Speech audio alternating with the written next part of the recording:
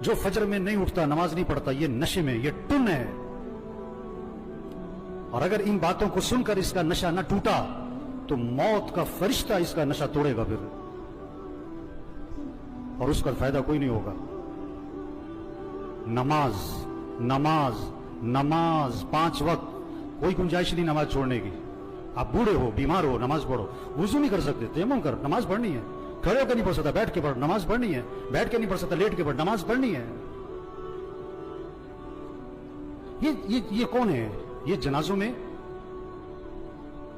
میں بڑے اہتمام سے آتے ہیں اور بیان بھی سن چکے ہیں ہزاروں دفعہ, لیکن فجر نہیں پڑھتے, زور میں نہیں اٹھتے دکان سے.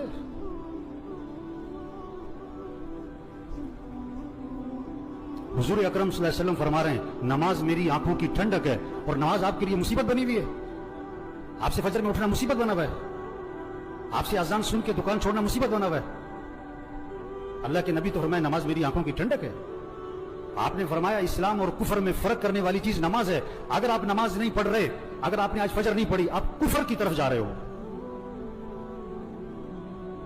یہ جنازہ پیغام ہے, ہوش میں آؤ, نماز پڑھو, دین سیکھو.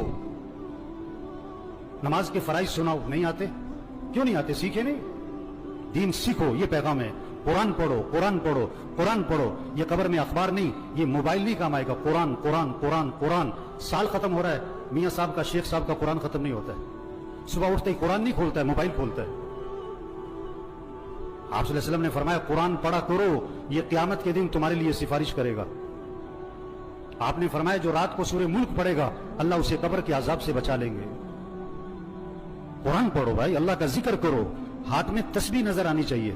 موبائل بھی رکھو, تسبیح بھی تو رکھو. سب کی جیبیں چیک کرو, 2 موبائل نکلیں گے, تسبیح ایک بھی نہیں نکلے گی. کسی کو موبائل تحفے میں دو, بڑا خوش ہوتا ہے. کسی کو تسبیح تحفے میں دو. آپ صلی اللہ علیہ وسلم نے فرمایا جو 100 مرتبہ پڑھے لا الہ الا اللہ لا الہ الا اللہ لا الہ الا اللہ, فرمایا جو 100 مرتبہ روزانہ پڑھے گا, جب قیامت کے دن اٹھے گا تو اس کا چہرہ 14ویں رات کے چاند کی طرح چمک رہا ہوگا. آپ صلی اللہ علیہ وسلم نے فرمایا جنت کی چابی لا الہ الا اللہ. آپ نے فرمایا جنت کی قیمت لا الہ الا اللہ. آپ نے فرمایا ایمان کو تازہ کرتے رہا کرو. حضور صلی اللہ علیہ وسلم فرما رہے ہیں ایمان کو تازہ کرتے رہا کرو.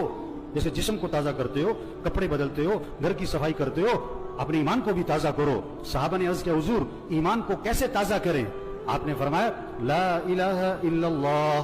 اس کو 10 دفعہ 50 دفعہ 100 دفعہ نہیں, فرمایا کثرت سے پڑھا کرو لا الہ الا اللہ لا الہ الا